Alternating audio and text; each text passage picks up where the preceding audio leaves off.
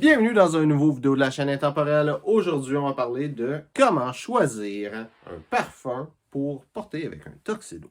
Donc, beaucoup de monde vont se dire qu'avec un tuxedo, tu peux porter n'importe quel parfum et il n'y a pas de problème. Et en réalité, ça dépend vraiment de l'occasion, tu sais, pourquoi est-ce que tu portes un tuxedo. Parce que porter un tuxedo, en réalité, ça fait partie de plus que un code vestimentaire. Il y a plusieurs codes vestimentaires qui vont demander un tuxedo. Tu peux avoir ce qu'on appelle Black Tie Optional, qui est semi-formel optionnel ou tuxedo optionnel. Je sais pas de quelle autre façon ça peut être dit, mais tu sais, avec le mot optionnel dedans, finalement, c'est ça qui est le mot clé. Tu as Black Tie, Creative Black Tie ou tuxedo créatif ou des fois, ça veut juste dire tenue de soirée, tenue de gala. Ça va être un petit peu plus dur, celui-là. Mais si il y a le mot créatif, déjà, ça donne le signe. Là. Et après ça, tu vas avoir tenue semi-formelle ou tuxedo, quelque chose, peut-être des fois, ça va obligé ou de quoi qui dit que tu n'as pas le choix. Dans le créatif, des fois, tu as recommandé aussi, qui va te donner l'idée que c'est à partir de ce niveau-là, ce code vestimentaire-là. Donc, je vais y aller avec les termes en anglais. Ça va être un peu plus simple. Donc, black tie, optional, creative black tie et juste black tie. Donc, je vais te faire comprendre vite fait c'est quoi ces trois-là parce que c'est important de savoir pour choisir le parfum que tu vas porter. Si c'est black tie optional, en gros, il faut que tu t'habilles bien. Black tie optional, ça veut dire qu'il y a du monde qui vont porter des tuxedos, mais si ça ne te tente pas de porter de tuxedo, tu n'as pas nécessairement le budget de t'acheter un tuxedo, tu as peut-être déjà un habit et ça ne tente pas de me payer 250$ pour louer un tuxedo pour une journée, c'est comprenable, il n'y a pas de problème, mais le niveau black tie, ça demande qu'il faut que tu t'habilles bien, là. Tu peux pas juste arriver jeans, t-shirt. Puis même que, juste un veston sport, des pantalons, des chinos, ça sera pas assez, il faut que tu t'habilles bien. C'est ça que ça veut dire, black tie optional. Creative black tie, ça veut dire dans le fond que il faut que tu t'habilles avec un tuxedo. Tu n'as pas le choix, mais ton tuxedo, c'est pas obligé d'être un tuxedo traditionnel. Tu peux t'habiller un petit peu comme tu veux, de façon plus fantaisiste. C'est là où tu vas pouvoir porter des choses comme des nœuds papillons roses, par exemple, ou une chemise rose. C'est beaucoup ce niveau de formalité-là qui est utilisé dans des galas, comme si on regarde les Oscars, par exemple. Ça va être ce niveau de formalité-là. Tu penses à Daniel Craig, qui portait son dinner jacket rose pétant en velours, mais ça, c'est black tie. Creative black tie, tout simplement. L'objectif de ce niveau de formalité-là, c'est de bien s'habiller et de flasher, d'être là, de montrer, de se montrer soi-même. Et généralement, comme j'ai dit, c'est des galas, même si une tenue de gala, techniquement, c'est pas ça. Mais ce niveau de formalité-là, ce type d'habillement-là est fait spécialement pour le monde qui va aller dans une certaine situation, dans une certaine place, et il faut que cette personne-là brille.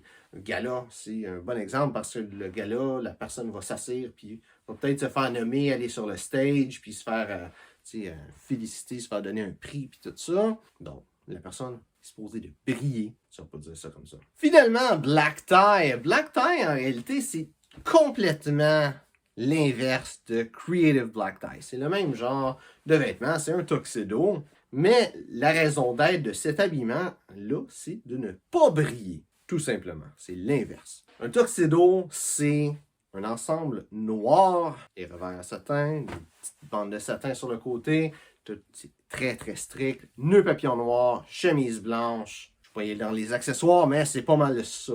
Tu peux pas arriver dans quelque chose de black tie et avoir un veston rose. Ça marche pas. Même de quoi de moins flashant, comme bleu pâle, ça marche pas. Ça, c'est pas black tie. Tu vas pas être à ta place si, qu'est-ce qui est demandé, c'est black tie, obligatoire. Il y a plusieurs raisons d'être de ce niveau de formalité-là, mais règle générale, la raison d'être, c'est que tout le monde soit habillé pareil, que personne brille plus qu'un autre, personne se fasse remarquer plus qu'un autre. Et la raison d'être aussi, c'est que tout le monde soit élégant, tout le monde soit sur un même piédestal, ou sur un même un pied d'égalité, j'aimerais dire. Donc maintenant, les trois niveaux de formalité vont avoir un gros impact sur qu'est-ce que tu peux porter. Donc, si c'est black tie optional, Quelque chose qui veut dire ça. C'est quand même assez simple. Il faut juste suivre la philosophie de ça, qui est que tout le monde soit bien habillé. Techniquement, un parfum qui sent bon, qui est probablement le parfum que tu portes à tous les jours ou dans une occasion spéciale. Ça va faire la job. Tu n'as vraiment pas besoin de plus que ça. Juste montrer que tu as fait un petit effort, que tu sais, de bien t'habiller, bien parfumé, de te présenter sur place. C'est juste ça qui est demandé de toi. C'est de faire de ton mieux, tout simplement. Et de ton mieux, c'est pas nécessairement de mettre à acheter des patentes, de trouver quelque chose de nouveau, juste de ton mieux, qu'est-ce que tu as présentement. Black tie, creative black tie. Qu'est-ce que ça tu peux porter, encore une fois, avec ce style-là, ce niveau de formalité-là. Le but, c'est de briller. Le but, c'est de te démarquer, de bien paraître, d'avoir l'air un petit peu mieux que tout le monde autour de toi. Et le bon parfum à porter dans ce temps-là, c'est un parfum qui va faire ça. Donc, quel parfum qui va être bon? Si tu as déjà en tête un parfum que, ah oui, ça c'est un parfum que le monde va me remarquer, mais ça va être un bon parfum. Si on regarde les parfums de club fragrance, qui appelle en anglais, les parfums de club, ou pour aller danser, mais en réalité c'est plus pour aller cruiser dans des clubs. Ça, c'est le genre de parfum qui est typiquement bon pour ce genre d'événement-là. Si tu es quelqu'un qui s'habille dans un style classique masculin, c'est pas nécessairement le genre de parfum qui est bon avec ton style à tous les jours, fait que t'en as peut-être pas. Mais sinon, un parfum qui a beaucoup de punch, les parfums des années 80 par exemple, vont être des très bons parfums pour ça, parce que généralement, ils ont beaucoup de puissance, sont très forts et ils se font sentir. Tu peux avoir des parfums vraiment plus, je dirais pas nécessairement exotiques, mais un petit peu plus spécial, quelque chose que le monde n'a pas, qui sort de l'ordinaire, qui va se faire sentir. C'est vraiment ça qui va être tes critères. Quelque chose que le monde va remarquer, que si tu vas porter ce parfum-là, ou juste le parfum, sans nécessairement avoir le style black tie ou black tie creative, que juste porter ça, le monde va le sentir, vont le remarquer et vont peut-être même te donner des compliments, ou juste le remarquer et trouver que c'est spécial. Ça, c'est le genre de parfum que tu vas avoir dans ce genre de niveau de formalité-là. Black tie, black tie qui est obligatoire. Qu'est-ce que tu vas vouloir porter? Tu vas avoir deux choix en réalité. Le premier choix, c'est pas de parfum. Techniquement, avec un tuxedo, tu n'es pas censé mettre de parfum.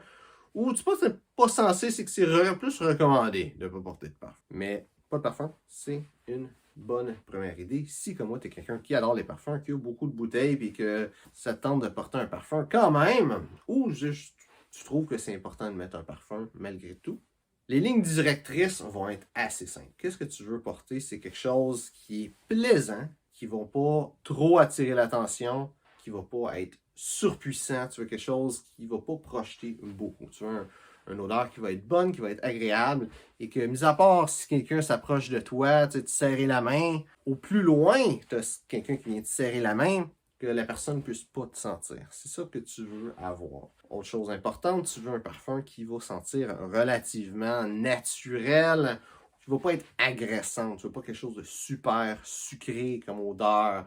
Tu ne veux pas non plus un parfum qui va sentir extrêmement synthétique, des aldéhydes par exemple. Les parfums des années 80, c'est des parfums qui sont pas super bons.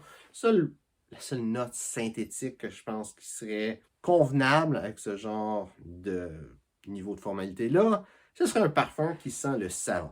Chrome d'Azaro, par exemple, serait un bon parfum pour porter avec un tuxedo. Là, la projection du parfum, en règle générale, c'est ta peau qui va déterminer ça, et la température ambiante, plus que beaucoup d'autres choses. Donc, c'est vraiment du cas par cas. Peut-être que, je te nomme chrome, puis le parfum peut-être qu'il projette en malade sur toi. Donc là, ce ne serait pas une bonne idée, mais c'est pas mal ça. Quelque chose qui n'a pas trop de projection, quelque chose qui va être agréable, quelque chose qui ne sent pas trop synthétique. Parce que l'idée, c'est de te fondre dans le décor, tout simplement. Donc, autant qu'est-ce que tu portes qu'avec qu'est-ce que tu as comme parfum. Donc, j'espère que tu as apprécié. Si c'est le cas, like et partage.